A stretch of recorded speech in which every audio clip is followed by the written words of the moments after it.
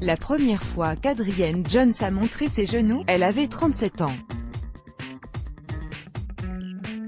Elle avait caché ses jambes pendant des décennies, obsédée qu'elle était de masquer les souvenirs d'un accident de voiture survenu dans son enfance, des cicatrices rouges et épaisses qui sillonnaient ses genoux. Une fois devenue adulte, ces marques n'avaient toujours pas disparu. Quand je me regardais dans le miroir, je ne voyais qu'elle, j'étais sûre que c'était la seule chose que tout le monde allait voir. Se sentant laide et honteuse, elle s'est éloignée de ses amis, sombrant dans une dépression. L'histoire d'Adrienne paraît dramatique, mais elle est loin d'être isolée. Presque 70% des femmes sont traumatisées par ce qu'elles perçoivent comme des imperfections physiques. Tous les hantes, des cheveux qui se raréfient à des varicosités, en passant par une forme d'oreille bancale.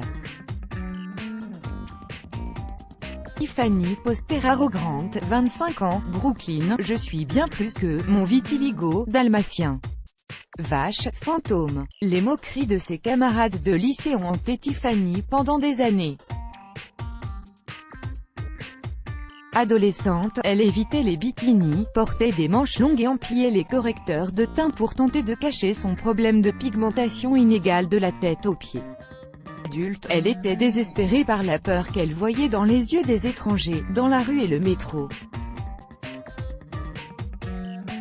Par moments, il était difficile de ne pas croire que ceux qui la tourmentaient autrefois avaient raison, elle était dégoûtante et monstrueuse. Finalement, elle a eu la chance de rencontrer dans un magasin une femme avec un vitiligo qui lui a montré qu'elle n'était pas seule. Aujourd'hui, elle ignore les regards insistants, laissant le tatouage qu'elle porte sur le bras parler de lui-même, ça s'appelle un vitiligo. Le problème, aujourd'hui, l'image que l'on a de son corps est centrée sur le poids, explique le Dr Heidi Williamson, psychologue au centre de recherche sur l'apparence à Bristol, en Angleterre. Il est si facile de se sentir concerné, 89% des femmes ne sont pas satisfaites de leur poids, selon un récent sondage, et le sujet est omniprésent. Les compagnies de mode et de cosmétiques ont lancé des campagnes publicitaires donnant une image positive du corps lié au poids. Des célébrités, comme Kate Winslet, refusent les retouches, des mannequins plus potelés arpentent les podiums. Un tel progrès est encourageant, c'est un fait. Mais cette attention unique exclut des millions de femmes qui, comme Adrienne, se débattent avec d'autres types de problèmes physiques. Et quelque chose d'aussi inoffensif qu'une marque de naissance ou un nez crochu peut être aussi préjudiciable que de se sentir trop grosse parce qu'il n'y a pas de message normalisant ces défauts physiques. Les résultats peuvent être dévastateurs, une souffrance psychologique muette et une augmentation des risques de maladies chroniques. Alisha Bridge, 28 ans, Atlanta, je suis bien plus que mon psoriasis, qu'est-ce qu'il y a sur ta peau? Alisha, 10 ans, a été mortifiée quand une camarade du cours de natation a désigné les plaques écailleuses, floconneuses et rouges qui couvraient 90% de son corps. Camoufler son problème avec des vêtements et du maquillage est devenu la mission de sa vie durant les 17 années suivantes. Mais rien n'était suffisant pour arrêter les commentaires. Un de ses petits amis lui a dit qu'elle était une belle fille, avec une peau horrible. À l'université, une méchante colocataire a fait courir le bruit selon lequel Alisha était contagieuse. Elle a sombré dans une dépression. Finalement, l'année dernière, après avoir essayé d'innombrables traitements, elle a commencé un traitement par radiographie qui a rendu le haut de son corps presque complètement clair. Mais ce qui l'a vraiment guéri, dit-elle, c'est d'avoir témoigné auprès d'autres patients, des médecins et même le Congrès américain en tant que volontaire pour la Fondation nationale pour le psoriasis. Dans certains cas, un événement important dans une vie, une rupture, une grave blessure, peut démanteler une image de son corps jusque la scène. Mais pour la plupart des femmes, c'est une combustion lente, qui commence plus jeune que vous ne pourriez l'imaginer. Avant même d'être scolarisés, les enfants se comparent aux autres et intériorisent les différences, déclare le docteur Candice Creran, psychologue à l'Hôpital national des enfants de Columbus, dans l'Ohio.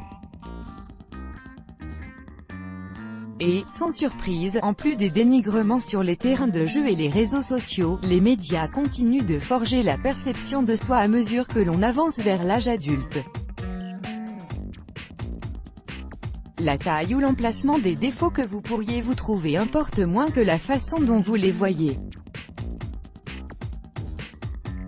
Si une femme se concentre sur ses vergetures, jour après jour, le problème peut être amplifié dans son esprit, affirme la psychologue Leslie Heinberg, directrice du service des comportements à la clinique de Cleveland. Ce qui peut être à peine visible pour un étranger peut être vécu comme dévastateur. Quand une imperfection est visible, les regards insistants et les insultes peuvent aggraver une image de son corps en chute libre. Même des questions ou des conseils bien intentionnés, et exemple, je connais un excellent correcteur de teint pour cette cicatrice, peuvent confirmer à une personne sa terreur secrète que quelque chose chez elle est visiblement différente, affirme le docteur Williamson. Britta Krabil, 35 ans, Saint-Louis, dans le Missouri, je suis bien plus que les poils sur mon visage, je ne me sens pas femme. Pendant 10 ans, cette pensée a envahi l'esprit de Britta chaque matin, et chaque soir, pendant qu'elle rasait les poils noirs qui couvraient ses joues et son menton. Peu importe à quel point elle se rasait de près, elle pouvait toujours voir un chaume de poils, une ombre perpétuelle. Aucun docteur n'a pu en découvrir la cause. Son angoisse gonflait. Elle évitait la lumière directe du soleil, paniquait à la perspective de partager une salle de bain et déclinait les voyages avec des amis ou la famille. Ces derniers temps, un nouveau traitement par laser a donné des résultats prometteurs et parler avec d'autres patients a aidé Britta à surmonter la situation. Certains matins, elle amène même son enfant de 4 ans à l'école, sans s'être rasée avant. Les conséquences vont bien au-delà du fait de ne pas se sentir séduisante. Une étude montre que les femmes ayant une mauvaise image de leur corps sont moins enclines à faire du sport et plus enclines à fumer et à manger exagérément. Après tout, pourquoi prendre soin de quelque chose qu'on méprise ? Par conséquent, elles sont susceptibles d'avoir une tension artérielle élevée et des maladies cardiaques. Elles évitent d'avoir des rendez-vous amoureux, de sortir avec des amis et de rencontrer de nouvelles personnes. Mauvaise nouvelle, sachant que des études montrent que l'isolement social peut endommager le système immunitaire et encourager les inflammations, ce qui peut entraîner de l'arthrite, du diabète et la maladie d'Alzheimer. Les scientifiques commencent seulement à s'intéresser à l'impact sur la santé des complexes qui ne sont pas basés sur le poids. Les personnes qui ont une faible estime d'elles-mêmes en raison d'un psoriasis, par exemple, sont inhibées au niveau sexuel. Les patients souffrant d'une scoliose ont un risque plus élevé de dépression et de pensées suicidaires. Les femmes souffrant d'un vitiligo peuvent éprouver du stress qui conduit à l'abus d'alcool et de substances prohibées.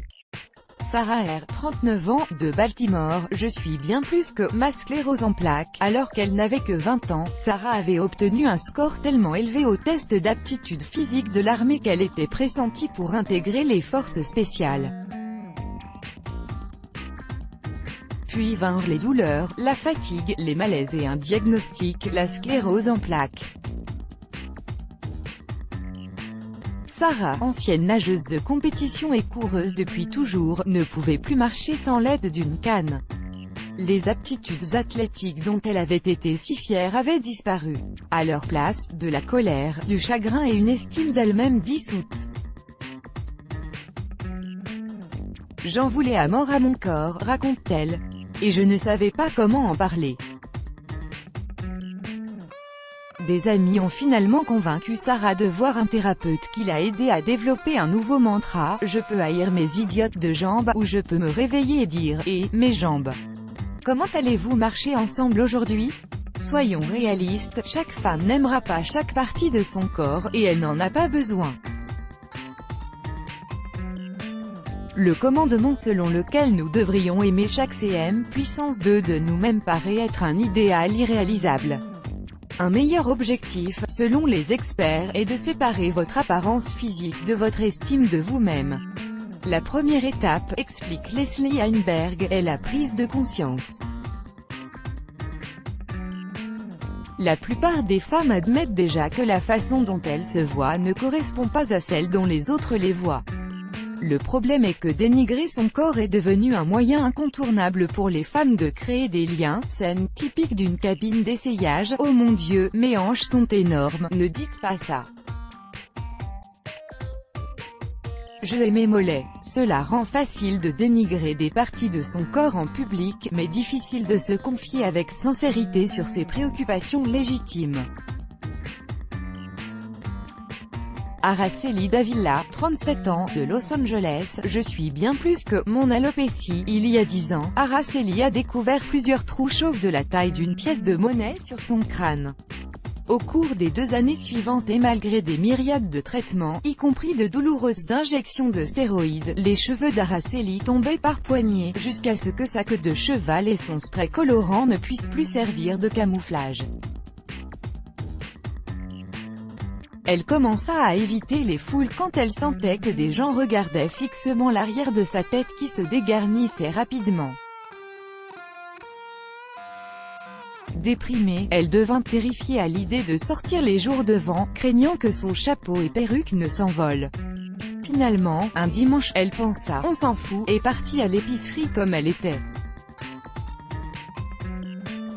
Les gens étaient bouche bée, mais elle réalisa qu'elle pouvait le supporter, et qu'elle avait porté le deuil de ses cheveux disparus depuis assez longtemps. La beauté, dit-elle aujourd'hui, peut se trouver partout, même dans la calvitie. En fin de compte, reconnaître que votre corps ou une de ses parties ne définit pas qui vous êtes est la clé de la positivité. Après plus de 30 ans d'anxiété, alors qu'elle faisait ses courses, Adrienne Jones aperçut un short mignon et fut submergée de tristesse de se rendre compte à quel point elle était obsédée par ses genoux.